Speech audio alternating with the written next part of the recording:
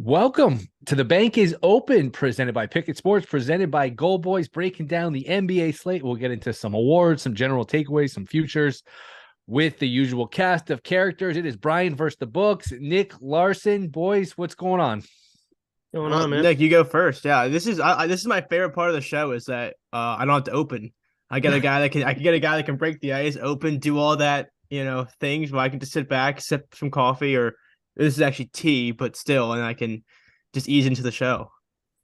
It's before we get to the games tonight, it's been a week or so since we're all together. Just some general takeaways. Brian, if you want to start, just whatever, teams that are playing better than you expected, just general takeaways from the league this last week or so. I think my takeaway is I think the Houston Rockets are a team that is going to be constantly better than their record. I watched them against like the Lakers last night and overall last week. If you watch, they're usually really competitive in the first quarter to three quarters, and then you kind of see that tank take in where the fourth quarter they start to drop off. But overall, they do really well. Where they played against the Rockets, I think 6 days ago, where they were leading by almost 18, and they ended up losing in that fourth quarter. But they're competitive until it matters once they need to tank for the first overall pick. If you combine the Lakers and Nets right now, do you think they could beat the Jazz? No, the Jazz are the best team in the NBA. I'm trying to think about that literally. Hey, I get LeBron, I get Davis, I get Durant. Still maybe no. Yeah, the Utah Jazz, they're legit. They're a fun team to watch too. They are. Yeah, they all have like a role, and they kind of play. Everyone plays their role, and they share the ball, and they just shoot it. Yeah, they chuck it. They did beat my Sixers though, and that's all that matters to me. Is we were able to outlast the Jazz, and that was big. That was a big moment for me. Yeah, I think my big takeaway is we talk about this with the NFL all the time in terms of the parity. I don't see a great team. Celtics are really good, Bucks are really good, but the West is sort of wide open. There's not that clear dominant team, which is unusual for the NBA. Usually you got two or three great teams and then a drop off. It's almost like college football where we kind of know the two or three teams that are going to be in the mix to win it all. This year it's more of a balanced league. The Warriors are down. The Suns are good, but they're hurt. And Clippers are always hurt.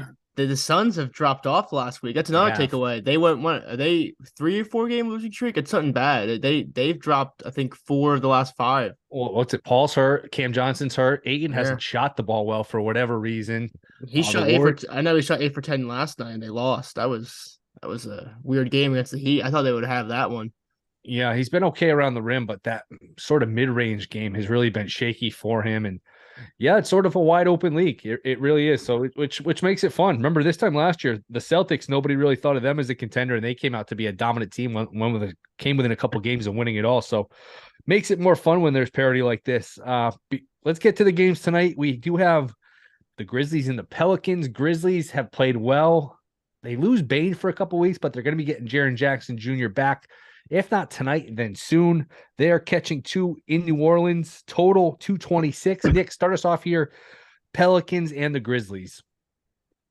This should be, I mean, like we said, there's a lot of good games actually tonight, evenly matched teams.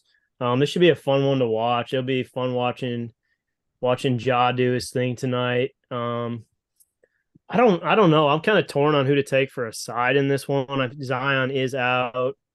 Bane out. Have they said if Jackson's playing or is he out? Jackson remains on track to play Tuesday to be a game time decision. Yeah, he's on track to play maybe as a game time decision, which is like, what does that tell you? It tells you about nothing. It doesn't really tell you much.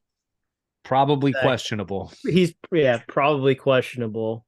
But I'm probably going to stay away from this game just with the uncertainty. If I had to take a side, I'd have to go with my Pelicans.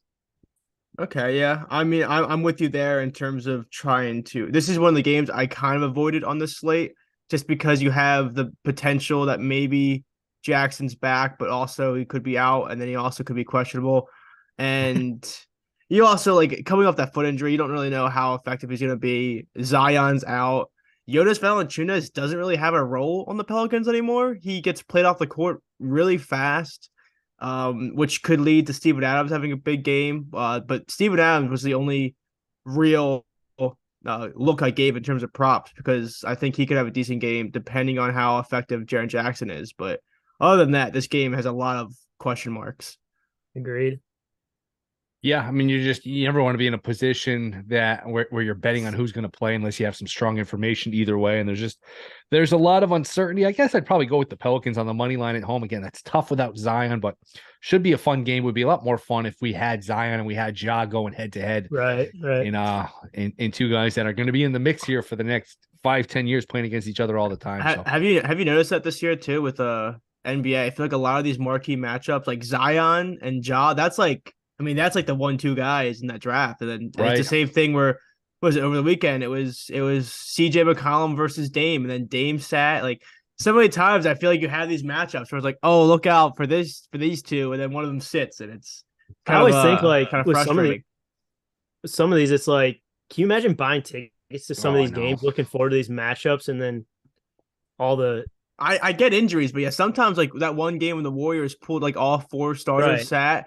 It's like, oh man, I don't see Clay play or I don't see Steph play, that's one thing, but they sat the entire team. It's like, oh man. It's not good for the league. It's a trend that really started. I think it really started with, remember Popovich did it in Miami where he didn't bring his 2 or 3, but he didn't bring Duncan, Ginobili, Parker. He didn't even bring him to the game. And I think they actually won against Miami. That was when I think Miami might have still had LeBron. And they got in trouble. Stern didn't play around. He's not like Silver. Stern fined him, came down hard on it. And it's just been slowly a little trickle effect. And it's tricky because that's the right thing to do to rest your starters for your team. But just in terms of the interest of the league, it's bad when all these guys are sitting out all the time. Makes it hard to bet too. And we don't know who's going to play. Yeah, it's also one of those things too where, I mean, I get it's a long season. I don't really have any objections against that. But sometimes it's just like the uncertainty of it. Where you don't know until almost an hour before sometimes, or sometimes you don't even know at all, and then it just kind of springs up on you, and you buy tickets. At at this point, you could buy tickets the night before a game to see your favorite player, and then you can wake up and he's not even in the like lineup at all. It's not just like it's not just for the people that buy tickets way in advance. You could buy a ticket the day of, and then all of a sudden your guy's out. It's a big issue. It's definitely an issue. And I think the Thunder coach got in trouble recently for embellishing information, not being completely honest. They fudged an injury report, and then he was transparent after the game. And he's like, "Well, now I'm not going to be as transparent. I'm just not going to say anything." Which is probably the smart thing to do. Yeah. What incident was it? I'm trying to think top of my head. I think wasn't it Josh Giddey and Shy. Like I think he kind of was saying he listed Giddey as out, and I think I remember because everyone bet on SGA's points, and then like an hour before the game, they changed out to game time decision, and it was just like what the hell? It was just one of those. Yeah, and then the other one that comes to mind was last week. It was Thursday. Kristaps Porzingis against the Mavs. He was listed as an injury report with a groin injury, and my thinking with that was it was interesting because they had 2 days off, and then midday, the day before the game, he was listed with the groin and didn't play. And in my head, I was thinking, if you're hurt, you're hurt. But how do you go 2 days off? And then at 4 p.m., he's out of the game. Like, he was not on the injury report at all. Unless he was walking to the stadium and pulled his groin. I don't know how that goes unreported to just out. And it's tricky because these leagues, they take all the money from the FanDuel and the DraftKings. They're partners with all these sports betting companies. And look, betting's going to be on the up and up. You gotta be honest. I think back to the playoffs last year where Shams tweeted out, Embiid is out. I think it was for game 3 against the Heat in the playoffs that he's out. All right. Out means out. They listed him as out. And then, another tweet, well, they're hoping they can upgrade him from out to probable. Then he ends up playing. It's like, they got to be held more accountable. If you just say nothing, that's one thing, but you can't, lying on this stuff, it's tricky because they're all in bed with these betting companies. Out doesn't mean out anymore. I was going to say the last thing I was going to add before we move on is, my biggest advice to people, this is not real advice, this is more jokingly advice, but whenever a team lists out like their 3 or 2 best stars, so many people rush to get the spread of the other team. Yeah. Get the spread of the team that's out. Whenever a team rests their stars, I feel like they always win outright every single time. Like I don't remember last year, but like the Sixers rested Maxey, Against Miami, Harden. I remember it. Yeah, and then everyone rushed to take Miami, and then the Sixers won by like 20. And even I was watching that game like, are you kidding me? Like, what is this? Like, Furkan was going off, and I was just like, what is going on? I feel like anytime you rest your starters, Great point. they always end up winning. So it's something to keep an eye on. Yeah, well, the other team looks at it like, oh, this will be an easy night. They're not playing Embiid. They're not playing Harden, Maxey. We can take it easy. Then, the guys that are the backups are like playing for a contract. They got nothing to lose, and they come out not hungry. letting up at all. Yeah. Absolutely, and we see it all the time. If you're in the league, you're in the league. That's right. That was the big saying is I'm closer to LeBron than anybody else. That was Scalabrine, where he was saying that when he did his 1v1 against the college kids, and he was just saying I'm closer to LeBron than you are to me, because that discrepancy is really there. If you're in the league, you're in the league. You can hoop. Right. Well, just think about, you guys, anybody listening, think about the best player you've ever seen, like the best player at your high school, best, like maybe that kid went to some small D1 school, and think about all the levels above that where like, man, these guys are just so freaking good. It's the best, 100 players, couple hundred players on the planet. It's really a small group, 1% of 1% of 1% probably. Yeah. No, there's so many levels to it, and it's that's like my favorite thing when I hear Twitter talk and be like, oh, this guy's garbage. And I was like, all right, like let's redefine what garbage means to you in terms of garbage overall. Right. I played Division II baseball in like high school. I was really good, stood out. Go to college, play Division II baseball. You find out real quick. That wasn't even D1. You find out real quick. It's like, oh, all right, there's other people out here who are a lot better. Yep. Yeah. I played rugby in college, and that was the big thing is our freshman class was our first Division I class that was brought in because we went from Division II to Division I that year. And everyone came in as like, I remember people hated us because everyone came in with like inflated egos. And I was like the only kid that they liked because I came in and just like tried to work, didn't talk shit, and I did my thing. And everyone came in like, oh, I was voted the number one player in New Jersey. And everyone's like, cool. So did everybody else. Like, calm down. It was just one of those things where everyone came in with giant egos, and you learn real quick. Yes, it's a great point. 100% agree. Moving on here, Clippers and the Mavericks. Sort of a mini rivalry. These teams played a couple years in a row in the playoffs, had some good series, some fun series, one in the bubble, and then I think again the next year where Dallas gave them some fits. We have Dallas minus 6.5, total 212. Kawhi, maybe he'll play at some point again. It sounds like he's trending towards the direction of playing again soon, but it's been a lot of absences for him early in this year.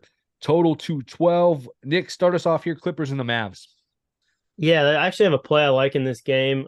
Paul George and Dinwiddie each have 3 threes plus 265 on DraftKings. I think Dinwiddie has probably been one of the most underrated players so far. He's been huge for Dallas, just his shooting. He's had 3+ threes in I think 9 out of 12 games, and it's kind of helped pick up the scoring load a little. Not that Luka needs a ton of help, but he needs somebody else out there who can do something on offense. Kawhi Leonard, yeah, we were talking earlier. It's like, what is up with this dude? Like, is he gonna play? What's the deal? He started the season like he was gonna play. They're just gonna ease him back in, and like, is he hurt again? What's going on with him? I just don't like this Clippers team.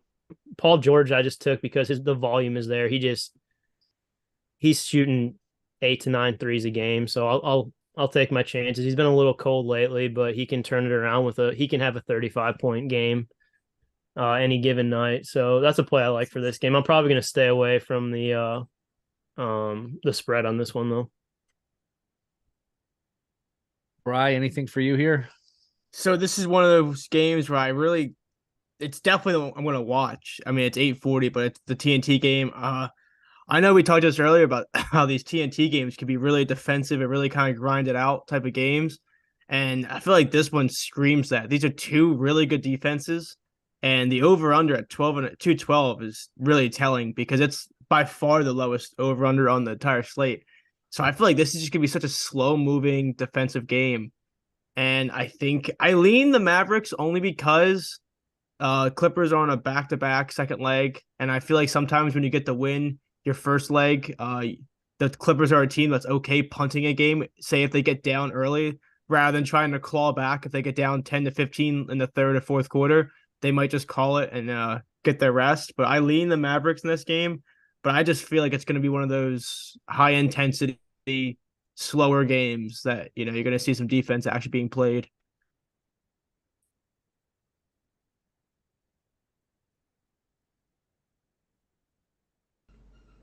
I think we might have lost Will here, boys. Oh man, that's refreshing. That guy wouldn't shut up. Oh no, no. That is staying still, real good. How he's moving right now. That is gonna be the pace of this Dallas game. It's gonna be very slow. But while he's out, this is actually where I wanted to pick your brain in terms about Wait, someone said the Mavs on TNT. Aren't they one of oh wait, are they not one of the TNT games? No, it's the Grizzlies, Pelicans, and then the Nets, Kings. Even better, actually. That makes me like this play even more. What are your thoughts on this? I want to take the under of Luka Doncic tonight. That's where I'm at mentally. Is his PRA, his point / rebounds assist, is at 50.5, right? 50.5 total stats. I know it's Luka, but in an over under of 212 against one of the top defensive teams, like I just think how many possessions are going to be around for him to really truly get to 51. Say he gets say he goes crazy for 35. So he still needs 8 rebounds, 8 assists to hit the over. Yeah, so he's averaging 51 points, assists, rebounds, and that's why I actually took Luka's unders a lot last year, and I think people thought I hated him. Luka's a mega talented player, and I'm not saying he's not. I just think sometimes you look at these star over-unders, and that's what I'm trying to explain to people sometimes, is that as scary as it is to say fade a guy like Luka Doncic, 50.5 means he could have a 30-point triple-double, and you could still win. Right. It's one of those things where I was looking at it. He's actually under this in 5 of his last 6 games. Until his explosion last game, he's under this 5 of his last 6 games. And I just think the pace of this game is going to limit stats overall. The Clippers are the 5th slowest team in the league. The Mavs are the 4th. That just you need possessions to have stats. And I just feel like the possessions are going to be so limited in this game. And I was actually looking at it that between this season and last season, Luka Doncic in the first legs of a back-to-back he averages 33.4 minutes a game. So he actually sees a lot less minutes in the first leg because they have a game tomorrow. So that's another thing too, is if this does get out of hand, I feel like Luka's a guy that's been playing so many minutes recently. I wouldn't be surprised if he doesn't see much of the late tail end of the game, or even if it is close enough, he might, have a smaller fourth quarter rotation depending on how the game's going. So I'm actually at the point where I was thinking about it, then I saw everybody hammer his overs all over my timeline, and then I got a little scared where I was like, oh, I don't want to be the one guy that gets made fun of if he goes off. But the more I look at it, the more I just feel like sometimes the scarier bets are the ones that win. And I feel like 50 is just a high number. Yeah, it's just the only thing with betting against it's like betting against like guys like him, Giannis, and Embiid. It's like the under always has the value. It just scares you off because you know what they're capable of. Yeah, and that if he drops 40, 10, 10, everyone's going to be making fun of you despite it actually being a decent bet. Right. And yeah, I think just based on like you said, the pace of the play, this is not going to be your I don't know, Kings and Golden State type game. Yeah, because I feel like usually the thing with Luka Doncic is that no matter what, he sets the pace of the game. The Mavericks are a slow-playing team, but it's different when he's setting the pace and then you have the opponent shooting, with 14 seconds left of the shot clock. If you have both teams that are taking that shot clock down like this one could be, it just limits the overall, possessions that you could see. And without possessions, you don't get rebounds, you don't get assists, and you don't get, to be able to rack up all the points. So and like you said, he has a 30-point triple-double and you're still winning. Yeah, and that's where I think with Luka is I think he does so much on the court that I actually prefer to take his combo lines just because he could go off.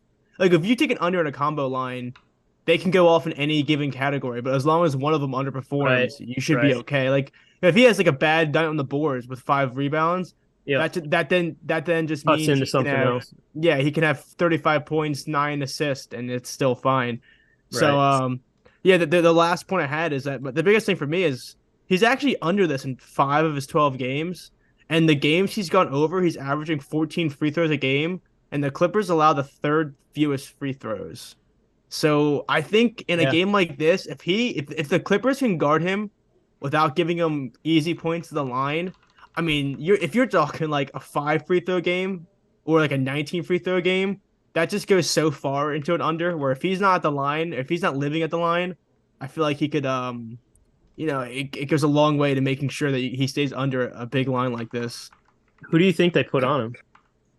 See, I feel like there's gonna be a lot of rotations, but you have to expect they're gonna try to trap him with. Would you put Paul George on him and risk the foul trouble? It's tough. It's a tough one, but that's kind of why I like Dinwiddie's threes in this game too, because if they do try to get the ball out of his hands, it might free up some looks for him.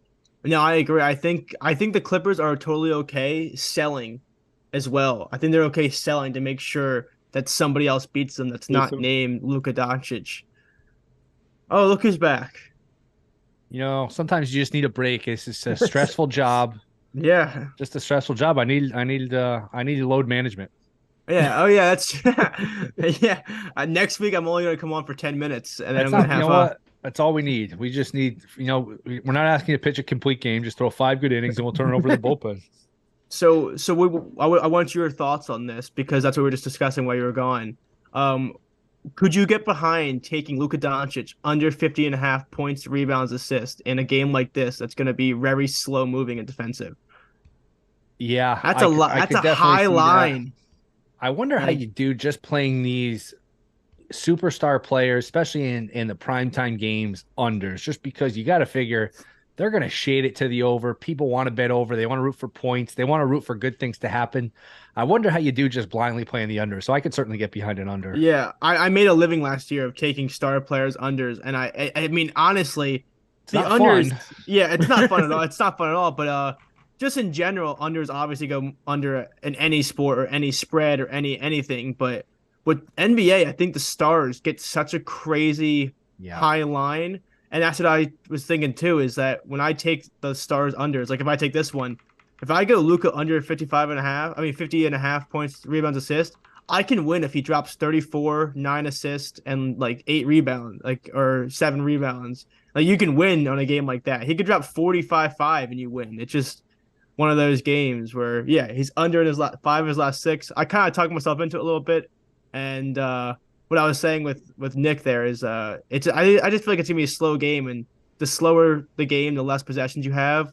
Combine that with the Clippers actually allow the 3rd fewest free throws in the league. So if Luka's not in the line, I think it goes a long way to making sure he can kind of stay under this. Plus, Clippers' second night of a back-to-back. If this is a situation, this is what's good about betting unders. If it's a 25-point game at the end of the 3rd quarter, he's probably going to the bench. If he rolls an ankle. Yeah, if he rolls an ankle or something, you got the under. So, people always cry when they bet the over and a guy gets hurt. Like, oh, that's a bad beat. My guy got hurt. I had the over. It's like, no, that's part of the risk of taking the overs. Yeah. Whereas if you take the unders, the injuries are on your side. If a guy gets hurt, you know what? You cash your bet. I'm actually glad you came in here and said that, because it was almost like a reiteration of what we were talking about. You came in and just confirmed everything we were saying, because that's my thinking, is that the Mavs on the first leg of a back-to-back, the Clippers are on the second leg of a back-to-back. If either of these teams makes a run in the 3rd quarter and it's kind of a little bit out of hand, I don't think either of these teams are going to try to make it a competitive game if it's a 12-point game late in the game. They're just going to accept it and, focus on the rest or focus on the next day.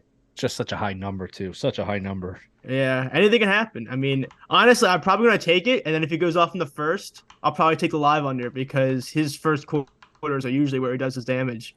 Yeah, usually a little bit. Usually comes out hot. And then good to move on to Knicks Jazz. Yeah, we covered it. We covered a lot while you were gone, actually. We actually did the whole slate, and then we went back to it. You know what? The show's probably better without me. Yeah, actually, I thought about that. I didn't want to say it, but right. Well, the Knicks. Yeah, so we have You go for it. I was gonna take it in because the Jazz are the best team ever. So Knicks had a players only meeting though. How do you factor that into your handicap? As they're getting 4.5 in Utah, the Jazz, I think we can all agree, are at least semi legit. Where it's going to be hard for them to tank to the bottom. You already got 8-9 wins here, where some of these teams you're 7 games ahead of them. The Jazz are probably at least going to be like a playing sort of team here. I don't know how much you can tank now if you're Utah. Minus 4.5 Yeah. are Utah, total 232. Brian, start us off. Jazz, Knicks. Yeah, I didn't mean to cut you off there, but I was just excited to talk about the Jazz. I think we all accept that the Jazz have just really come along, and they're too far along, like you said, to try to tank. So they're just going to be a competitive team, I think.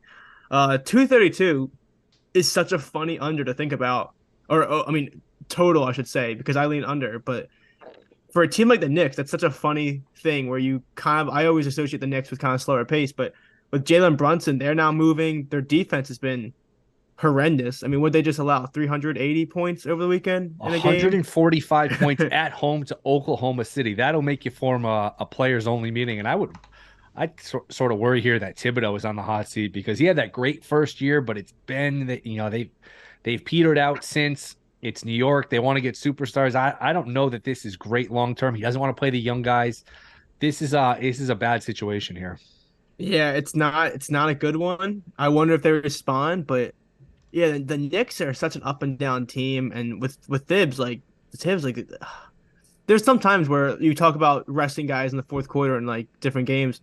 The thing with him is he just plays as starters so much that there's some games where you just visibly it looks like they're tired. We talk about load management. He's like the opposite side of the spectrum, where sometimes you see Randall playing 48 minutes a game, and then they wonder why he's dogging it sometimes.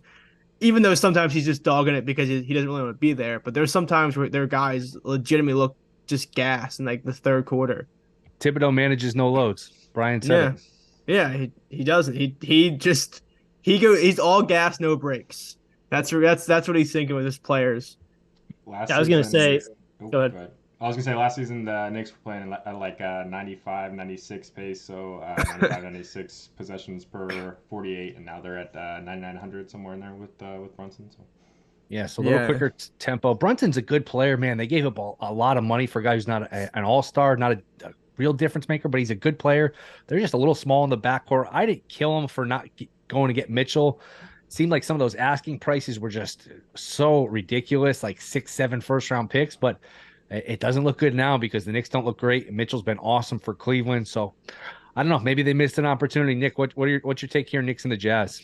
Yeah, I was going to just kind of reiterate what Brian said. It seems like they do not have their rotation sorted out for some reason. The minute distribution, like, is Obi Toppin, is he like going to be a guy for them or not? They have the Brunson piece. I'm wondering if down the road this becomes an Anthony Davis spot. What's that trade look like?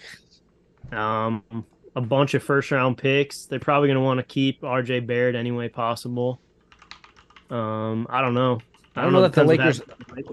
Do you ask for Barrett or do you say, you know what, is Barrett under contract? Either he's paid or he wants to be paid. I don't know if the Lakers, like, Barrett's a nice player, but I think if you're going to unload Davis, you want the cap space. So maybe you just take the young cheap players, the picks, and you can say, you know what, you can keep Barrett. We're going to try to build around cap space. That might be an interesting scenario. Yeah, because he has Kentucky ties there, I guess. So yeah, and we all know the Lakers don't like paying money for players that aren't worth it. They're really against doing that. They don't want to get into that. A couple guys in that game, just with the defense the Knicks have been playing, I'm not sure what I'm going to do with these yet, but just value plays. Vanderbilt 15 points plus 700. Marketing 30 points plus 700, and Olynyk 20 points plus 750. They've all hit those lines multiple times this year. So Kelly Olynyk's been looking good too. He kind of came back. Sometimes you forget. There's some guys in the league I think you forget exist, and then you turn on a game and you're like, oh, Kelly Olynyk, huh? Like it's like, hey man, like he's doing work though. He's a little underrated. I don't mind him. Now. Yeah. Anything on the side total? I mean, probably just play it safe with Jazz minus 20 and then call it, right? Smart. Alt line. What are your thoughts here about a players only meeting? Like a performance as bad as that was for the Knicks on Sunday, and it kind of got lost because it was in the middle of football. I think that was Sunday, where you give up Yeah. 145. You got to figure if they have any sort of pride, they're going to come out and at least give the an effort tonight. Now, if Utah makes shots, Utah's going to make shots, and boy, Utah jacks up a lot of threes. So I don't really know how to interpret it coming off such a terrible performance. Yeah, Maybe bet Knicks first quarter or first half. And Good point. Yeah, it's a good way of looking at it. or just I mean, also, I mean, you know, if they're gonna play, like they're gonna play who they're gonna play, so it's like you can only do so much with what they have at this point. I don't know. It's hard to interpret what in the world the players mean, what they even talked about. Yeah, I mean, as well. Will was talking about the RJ Barrett is a free agent after this year. It looks like the Knicks also have 4 first-round picks this year from the Mavs, the Pistons, and the Wizards. So yeah, you could some of those definitely are see that happening. protected a little bit. I remember they got a pick from the Pistons that was protected. But hey, if you're the Lakers and you have none of your picks, you want to just start maybe getting picks back, maybe cap room, and just sort of pivot away where you give yourself some sort of freedom to do something. But it'll be something to keep an eye on for sure. Any best bets in this game? And anything else before we move on? if anything, like I said, I don't really play totals, but I lean the under. If you hope the Knicks show up and play a slice of defense, that's just it's kind of funny to think that with all these offenses we have on the board tonight, this is 6 points higher than any other over under. So that's one I would lean. But yeah, I don't know. That's gonna be an interesting one to watch. Another game that should be fun. It is a game I have a play on. The Nets and the Kings, total 226.5. To me, this is going to be a fun game. I like the over. This looks a little light. Kings are fun. Kings are up to 500 now after a bad start. They look like they're at least a play-in team. I don't know if they'll get in the top 6, but I think they're a good bet to be in the play-in team. They got a lot of offensive firepower. I mean, they're not like a contender to win anything, but this should be fun. The Nets can score. The Kings can score. Kings are laying 1.5. Brian, start us off. Nets and the Kings. What do you like? I mean, this is a game where I actually have a play as well, and I think you nailed it. I think the Kings are a really fun team. I think the Kings are an underrated team, especially because they started off so poorly. But I kind of mentioned the Kings. Yeah, they're also the Kings. But I mentioned it a little bit with like the Rockets. How bad the Rockets are. Sometimes record doesn't mean everything, and the Kings have a lot of pieces. I mean, Sabonis is finally starting to look comfortable with Fox, and they're starting to look more comfortable as a team. The play I'm on today is I'm on De'Aaron Fox over 23.5 points. I think this is a game where as good as the Nets, not good, I should say, but they have improved defensively over the last like week or two. But overall, I don't think they have the firepower to stop a guy like Fox. They don't really guard the 3 super well, and he's been actually pretty efficient from 3 this year.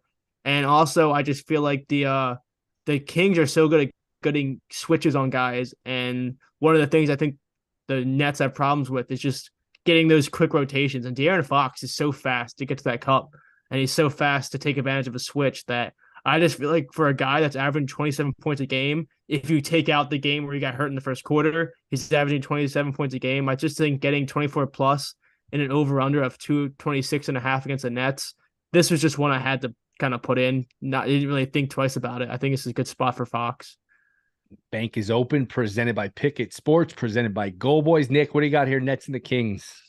Man, if you were to tell me headed into this year that the Nets would be 1.5 point underdogs to the Kings, wow.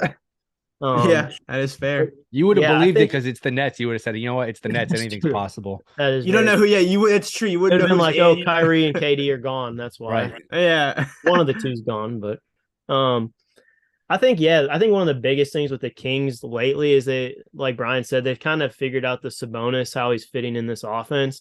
He's kind of like a poor man's Joker in a way, because he's a decent passer, good rebounder. He can put up points if he needs to. They're actually kind of like a lesser Nuggets type team. Good way of looking at it, yeah. That's actually a good comparison.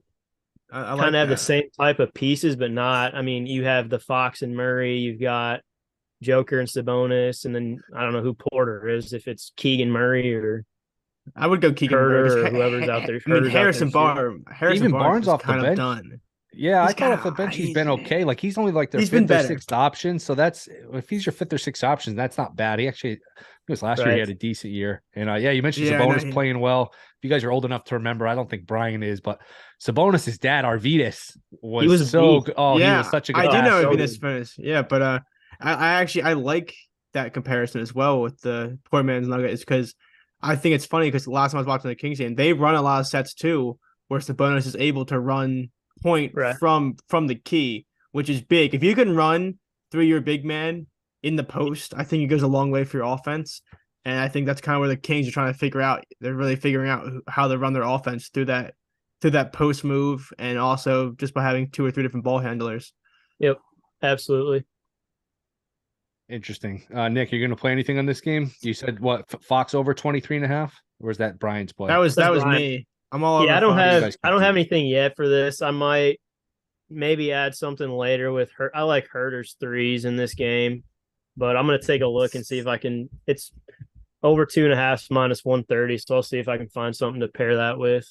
Yeah, This is just yeah. like Fox 40 plus. Pair it with that. 40 plus and a win. Yeah. This is 10 Eastern, so I'll be up at 12:45 at night, hoping for some late free throws to get me to my over, sitting there sweating it out at 1 a.m. So I do like the over. Should be a fun game though. Our last game of the night, Spurs against the Blazers. Spurs got blown out in Golden State last night. Golden State, I think, is still scoring. Boy, they took out some frustration on the Spurs. Blazers have played well here. I think that it's a more well-rounded team than it's been. I don't know that they're a contender, but Blazers laying 8.5. Nick, start us off Blazers and the Spurs. Yeah, I don't know why I always end up on watching Spurs games, but I have been lately. Yeah, they got taken out to the woodshed against Golden State, but I actually like a bounce back game here for Vassell and Keldon Johnson. Those two can both light it up, so I have both of them over 2.5 threes is plus 188. I just like the volume both of them take, and both of them are high percentage shooters as well. I do like probably in the game though. I like what's the line right now for It's 8.5 for the 8.5. Spurs.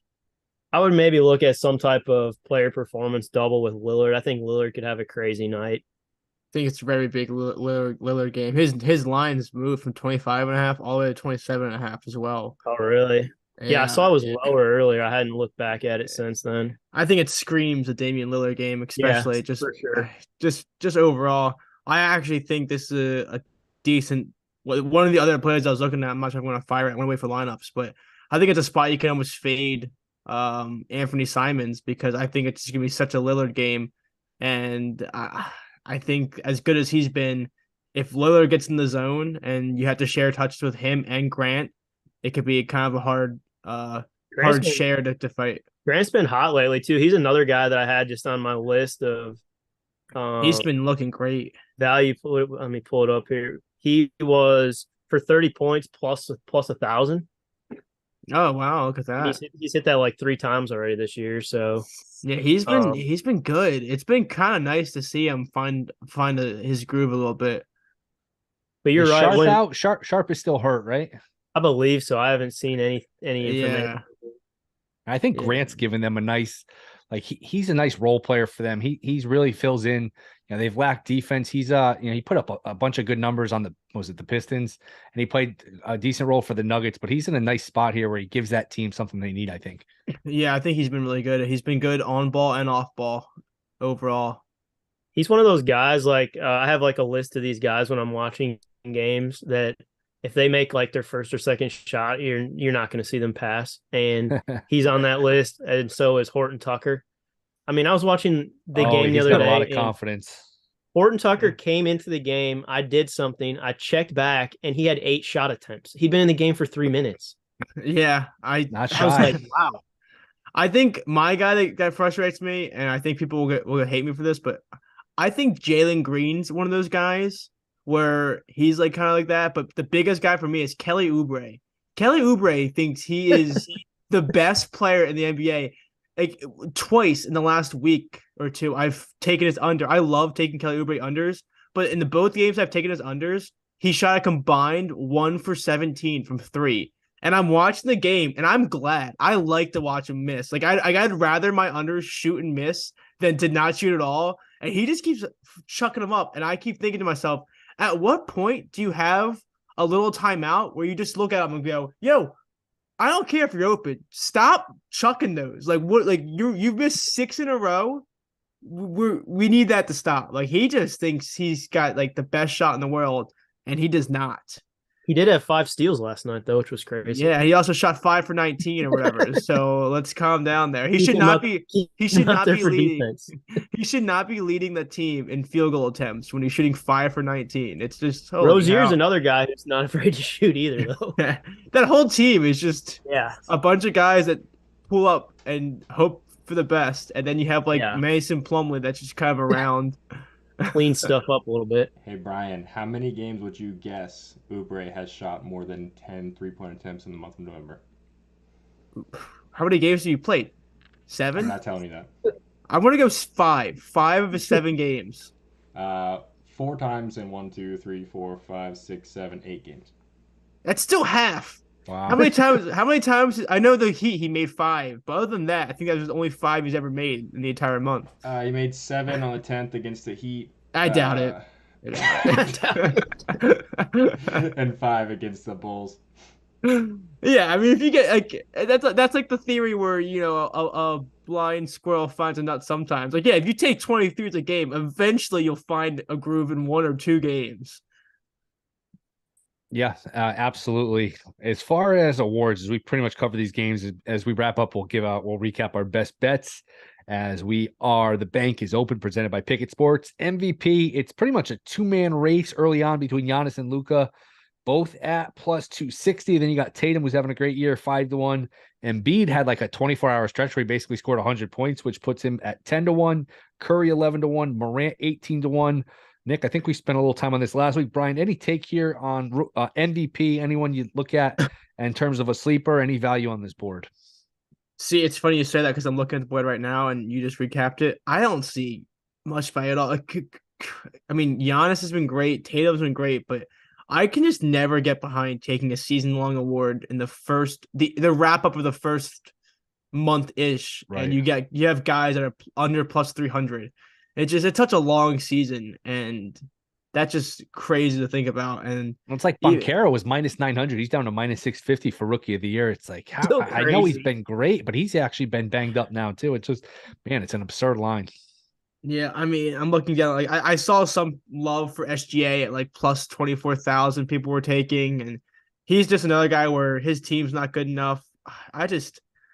I mean, if you want like a really long shot, you could look into plus 24,000 or whatever for De'Aaron Fox if he gets the Kings to a playoff spot. But there's just not really. I will win the MVP before De'Aaron Fox wins the MVP. He's not winning. But if you make a bet and his odds move, you can have one of these cash outs. So I'm not.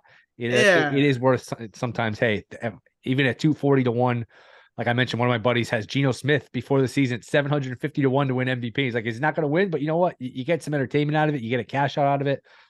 You got the right idea here looking down the board because the top of the board is not pretty. It's gross. Yeah. Jokic, they won't give it to him 3 years in a row probably, but 33-1, that's a pretty long number for somebody as great as Jokic. And that team might be the 1 seed. Again, it's just going to be hard for him to win it 3 years in a row.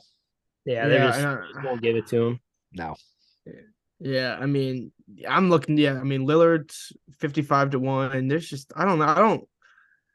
This is a tough board, especially because it's so early in the year, and I feel like some of these numbers, like, I just don't know how someone can confidently take a Jason Tatum plus 500 or like a Giannis plus 260. Like, I mean, we're not even 20 games into the season. I can't be tying up money for a plus 260 MVP bet. Yeah. A couple numbers that jump out at me, not that they're going to win it, but Jimmy Butler 160-1. That's a pretty high number for a guy who's a really good player. When are you ever going to get LeBron James 240-1 to win the MVP? I think that's just a sign we're all getting old. I think that's what that is. Yeah, well, I mean, Ben Simmons is 490-1. So wow. That's kind of a value. That's a sleeper. Oh, Kyrie, I don't even see him on. Anthony Davis 370-1. Boy, that was my preseason. Me too. That was our little sleeper at 50-1. We should have waited. We could have got 370-1. Man, when he leads the Knicks to the playoffs, well, Maybe it bounces back. Carl Towns and Edwards are both 370-1. Kawhi's 371. These are guys who are good players. Kawhi's got to play, I think, in order to be eligible. Yeah, Yeah, I know. I It's think just funny to you see had to the play more than names. 3 games. You've got to play more than 3 games. It's an official rule. It's just funny to see some of these big names at like 500-1. Chris Paul is 490-1. I wonder how they pick some of these guys because, like, obviously they're all like 500-1, but I mean, like, why are you listing Draymond Green or like Tyler Hero over other guys? You know what I mean? It's like I always wonder how they decide who to list and who not to list. Right. Well, they've got so many lines to make between college basketball, NBA, props, football. I mean, they can't get every market absolutely right. Yeah, there's just some strange numbers. They probably just throw on some of those big names because people know them and they put money on them and they have no real chance of winning. I mean, Tingus Pingus is at 500-1. If you believe in the Porzingis experiment. Yeah. Draymond, Vucevic. Boy, these are guys that are like all NBA guys at 500-1. That's crazy. There's probably, we're joking about it. There's probably one guy in there that will look back in a few months and is up to like 50-1. There's probably a decent bet in there. I'm just not sure who it is. Yeah, once the league all gets COVID again, and then half the league is out, and then Rudy Gobert is averaging like a triple double. But like Butler at 160-1, that seems like a lot. Tyrese Halliburton. Yeah, are you one of those Halliburton truthers where you go to bed and you have a poster of him up on your wall and you take his PA every single game? They're out there. They're weird. They're weird. That's fair. That you get a pass. I just know there's people out there that last year it was Murray for the Spurs and now it's Halliburton for the assist prop where everyone takes every game and they'll die for the guy. Paul George 180-1. If let's just play this game like we always do. If you had $100 to bet, who's the best bet on the board? DeAndre Ayton, 500-1. Once he gets traded and he goes if one of these guys ever won it and we didn't bet it, we'll just be insufferable. If I had $100, I would take a dab. I would take a stab at Damian Lillard 55-1. Okay, that's who I would take because the Blazers actually look like a team that can compete which is weird to say. Nick, 100 fake dollars. Who you got? I'm looking for a long shot here. Anthony Davis. I already took him 370-1. That's not, and then they're not going to win enough games. But man, some of these prices are crazy. I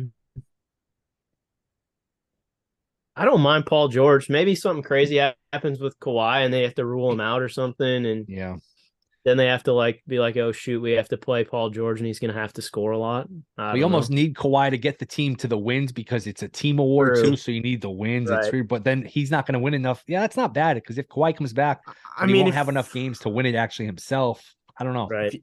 If you think about it, is Reggie Jackson really that much of a drop off from Kawhi Leonard? I mean, if you really get into the you stare long enough, you won't be able to tell the difference. Yeah, and if you're blind, I guess I would actually go Jokic 33-1. I mean, he's still one of the 3 or 4 best players. I feel like the new media is more analytically driven, where if he has the best stats, there's going to be like this sort of blowback of like, hey, we can't not give him the award just because he won it 2 years in a row. He's the best player.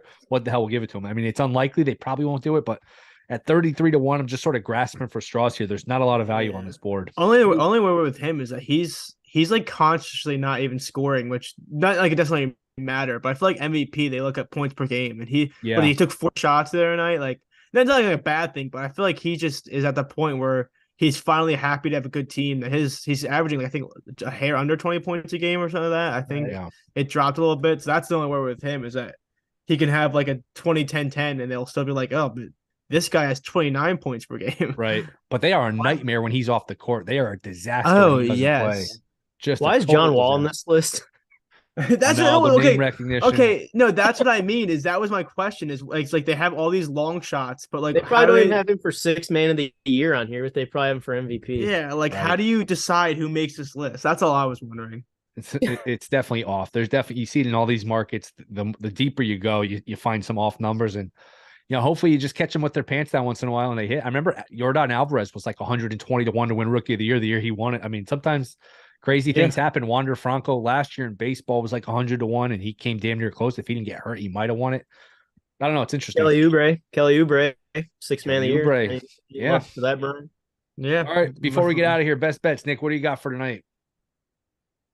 I have the 2 3-pointer combinations, the Keldon Johnson and Vassell for the Spurs game, and then the Dinwiddie and Paul George over 2.5 for the Mavs Clippers game. Brian? I have De'Aaron Fox over 23.5 points. And then on air, I kind of convinced myself to take Luka Doncic under 50.5 points, rebounds, assist. Won't be a fun night, but it'll be fun in my own special brand. Especially once you parlay that with John Wall to win MVP. Yeah. Could you imagine taking an under on Luka and then winning it, but then having it tied to a John Wall ticket of any capacity? Exactly. All right. Like I'm going to go. I just got one over 226. I think it's 226.5 now at the over Nets and the Kings is my best bet for tonight. Boys, it was fun as always. NicLarson, Brian versus the books. We'll be back on Thursday. Appreciate it, guys. Fun as always. Yeah, appreciate it. This was just a good time. The bank is open, presented by Pickett Sports. Don't forget, tell your friends, retweet the show. Anything you can do to help us promote it. Go, boys. Appreciate it, guys. Good luck with all your plays. We'll see you next time.